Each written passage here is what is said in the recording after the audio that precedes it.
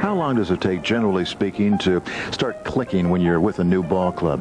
It takes some time. I can remember when I was with Detroit, we started off maybe like 4-9, and it took us about 60 games for us to really feel comfortable with each other. But at the time, we were still winning games. Some games we won ugly, but we were still winning. But it takes some time, but we are expected to win, so we can't get that much in a hole. And Adrian Dantley and Isiah Thomas share a few words before the game begins. AD, certainly.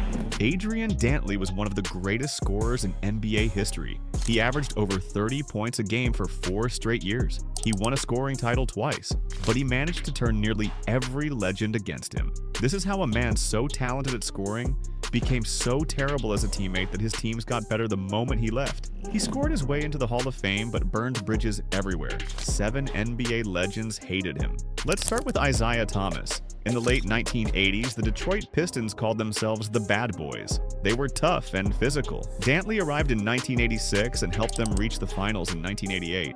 But something was broken inside the team. He thought Thomas was controlling everything. Thomas was like a shadow general manager. In Dantley's mind, Thomas was a con man. Years later, Dantley wouldn't let it go. Thomas had a way of tricking people, according to Dantley. During the 1988 finals run, the Pistons players made a deal. If anyone won finals MVP, they would split the money with the whole team. But not Dantley. He said if he won, the money was his. Only his. Thomas was the captain and the leader. Dantley was the outsider. So in February 1989, they traded him to Dallas for Mark Aguirre. Dantley was convinced Thomas orchestrated it. Aguirre was Thomas's childhood friend. Thomas brought in his friend and won 2 championships without Dantley. The worst moment came when Dantley returned to Detroit as a Maverick. He walked up to Thomas at midcourt and whispered something. "I'll never forgive you for this," he said. Thomas shot an air ball on his first shot. One of the toughest players ever got rattled by Dantley's whisper. But the real insult came next. The Pistons didn't fall apart. They got better. They swept the Lakers in 1989 and won again in 1990. The team that supposedly needed Adrian Dantley didn't need him at all. They needed Mark Aguirre instead. That's when it hit Dantley. He was pushed out because he was too selfish. Now let's talk about Chuck Daly, the head coach. If Isiah Thomas was the architect of Dantley's exile, Chuck Daly was the man who carried it out completely. Daly didn't hate Dantley like Thomas did. Daly just thought he was a cancer on the court and impossible to coach.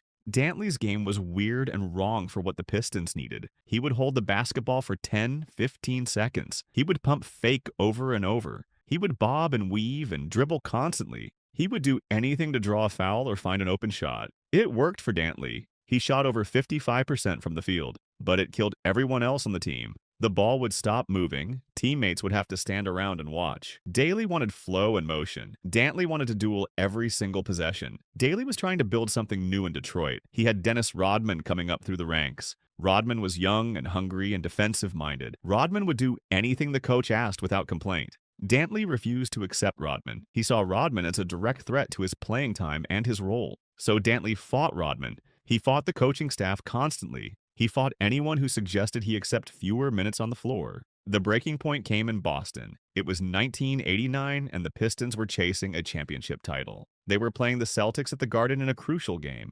During the game, Daly wanted to substitute out Dantley. He wanted to put in Rodman for defensive purposes, but Dantley refused to leave the floor. He defied his coach in front of thousands of people. Daly walked onto the court. He was absolutely furious. The two men stood face to face for 30 seconds, screaming at each other. They didn't throw punches, but the air was filled with curse words and rage. The team had to stay in Boston that night because of airport rules. In the hotel lobby, Daly told a reporter exactly what he was thinking. "We've got to get this motherfucker the fuck out of here," Daly said. There was no coming back from that. Daly had made his choice. Dantley had to go immediately. The reason was simple and fundamental. Dantley rarely passed out of double teams ever. When someone defended him with 2 players instead of finding the open man, he would keep the ball. He would attack it anyway. Every possession was about him scoring his points. For a coach like Daly, who believed in the Jordan rules and team defense, Dantley was impossible to coach or manage. But before Detroit, Dantley played in Utah,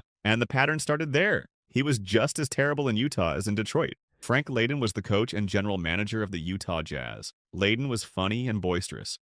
He was the opposite of Dantley, who was serious and obsessed with money and contracts. The two men could not have been worse for each other. In 1984, Dantley held out completely. He refused to play the first 6 games over a contract dispute.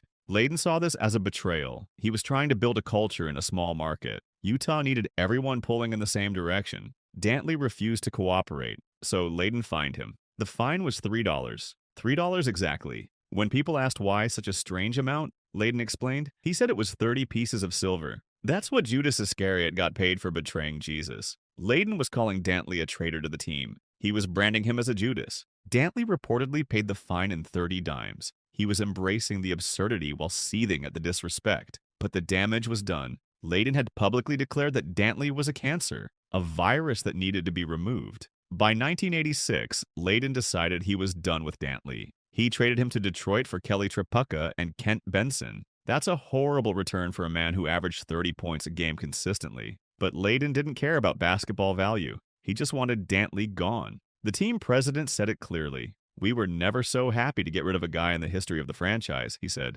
Dantley later described the trade as personal, not business. His statistics couldn't save him. But there was another reason Utah traded him. Karl Malone and John Stockton were coming. They were young and hungry, and Dantley was in their way blocking their development. The Stockton to Malone connection would become the most prolific duo in basketball history. They thrived on rhythm and spacing. They thrived on quick decisions and fast ball movement. Dantley was the exact opposite. He operated in the low post.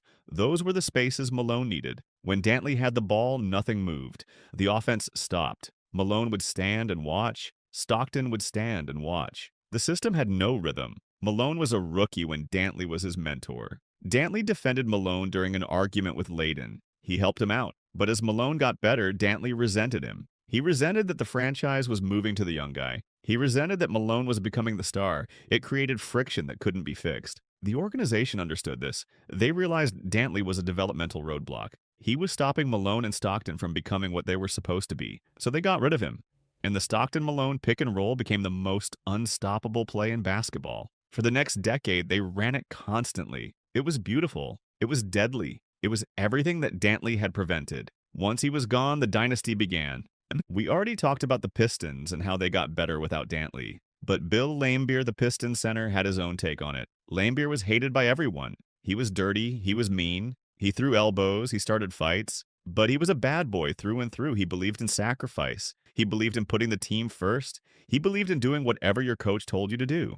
Dantley was the opposite. So Laimbeer hated him. Not the way Thomas hated him. Not the way Daly hated him. But a pure, visceral contempt for what Dantley represented. Laimbeer was vocal about the team's improvement after Dantley left. He said the Pistons became a better, faster team without him. He pointed to Mark Aguirre as the proof point. Aguirre was willing to accept a smaller role. Aguirre was willing to adapt. Aguirre was a true bad boy. Dantley refused to adapt. That's a moral failing in Laimbeer's mind. That's not championship material. The contempt was completely mutual. Dantley despised Laimbeer completely. He thought Laimbeer was erratic and unlikable. He complained about him to teammates. Years later, Dantley even blamed Laimbeer for the Pistons losing the 1988 finals. There was a foul call on Laimbeer against Kareem Abdul-Jabbar in the final moments of the series. Most people blamed the referee. Dantley blamed Laimbeer for putting himself in a position to get called for that foul. To Dantley, Laimbeer was a liability. To Laimbeer, Dantley was just wasting oxygen. Now there's Magic Johnson. Magic is different from all the others. Magic didn't hate Dantley like Thomas did, but Dantley carried a deep grudge against Magic for a long time. It was about opportunity and timing. It was about what could have been. In 1979, the Los Angeles Lakers had a young, high-scoring Adrian Dantley. He was putting up points consistently, but the Lakers traded him to Utah for Spencer Haywood. That trade is considered one of the worst in Lakers history. Dantley went on to become a Hall of Famer. Haywood's career fell apart because of drugs. Dantley has always been bitter about that trade. He believes it cost him championships. He thinks if he had stayed, he would have been the primary scorer alongside Kareem Abdul-Jabbar. Magic Johnson would have fed him the ball. He would have gotten his rings. He would have been remembered as a champion. But here's the reality. Dantley probably wouldn't have worked with Magic anyway. Magic's offense was about fast breaks and flowing ball movement. Players would run the floor. Decisions were made in seconds. Dantley needed to hold the ball. He needed time. He needed isolation. The way Dantley played would have clogged the lanes that Magic needed to fly through. The two of them together might have been a disaster. But Dantley will never accept that. He believes he was robbed of his destiny. He believes Magic got lucky and he got screwed. Finally, there's Julius Erving. Dr. J, the most beloved player of his entire generation, the ambassador of the game, a man who almost never had anything bad to say about anyone, until he talked about Adrian Dantley. Irving admitted in an interview that there were only 2 players he ever truly hated in his entire career. In a career that spanned decades and involved hundreds of opponents, 2 players he hated. Adrian Dantley was one of them. Bernard King was the other. Irving explained that he never liked playing against them. They were both rugged scorers who attacked him relentlessly on defense. They didn't show him respect. They didn't treat him like a legend. They didn't fear him. They saw him as a defensive liability to attack. They refused to show deference. When Dantley heard about this, he wasn't hurt. He wasn't apologetic. He had his own explanation ready. "I guess I didn't kiss his butt like all the other players did," Dantley said. He noted that he played Irving hard and physically. He wouldn't let Irving dunk on him. He refused to give him the respect that everyone else did. This tells you everything about Dantley's mindset completely and without question. 7 NBA legends couldn't stand him. 7 different men from 7 different eras, with 7 different reasons to dislike him. But Dantley's response was always the same. They were wrong. They were jealous. They were trying to keep him down. He refused to see a pattern. But the pattern is obvious to everyone else watching carefully. Dantley was an incredible scorer. That part is absolutely true. His efficiency was elite. His consistency was remarkable. When he had the ball, he was nearly unstoppable. But that's where his gifts ended. He couldn't share. He wouldn't adapt. He refused to sacrifice. He demanded to be the center of everything. Every team that traded him away got better immediately. Detroit won titles without him. Utah unleashed the greatest duo in basketball history without him, completely. Even the Jazz before he arrived might have been better off without his attitude poisoning the locker room. The pattern isn't coincidence. It's destiny. It's what happens when you're selfish in a team sport. Isiah Thomas called him a con man. Chuck Daly called him a cancer. Frank Layden called him a Judas.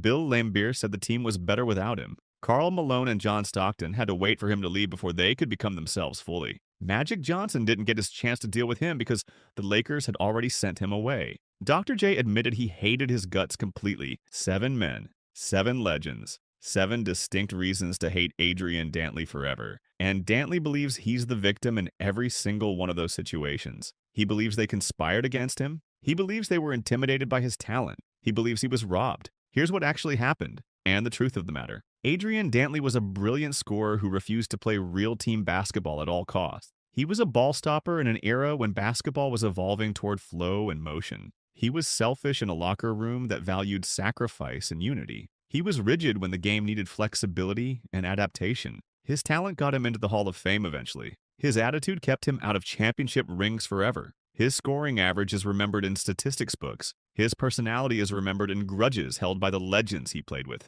He averaged over 30 points a game, and his teams got better when he left them. That's not a tragedy of fate. That's a legacy of individual failure and stubbornness. Adrian Dantley will always have his points in the record book forever. He will always have his scoring titles to his name. He will always be remembered as one of the greatest scorers in basketball history overall. But he will also be remembered as a man who couldn't get along with anyone who mattered in the game. He will be remembered as a player who teams were willing to trade for nothing just to get rid of him completely. He will be remembered as someone who burned every single bridge he ever crossed in his professional career. In the end, Adrian Dantley had all the talent in the entire world available to him. But talent isn't enough in basketball ever. You need to be a real teammate. You need to be willing to sacrifice your ego for the team. You need to be able to adapt and change with the system around you. Adrian Dantley had none of those things at all. He had his scoring. He had his efficiency. He had his Hall of Fame jacket hanging at home proudly. But he didn't have anything else that truly matters in basketball. And in a team sport like basketball, that isn't nearly enough to be truly great and remembered with respect by the legends of the game.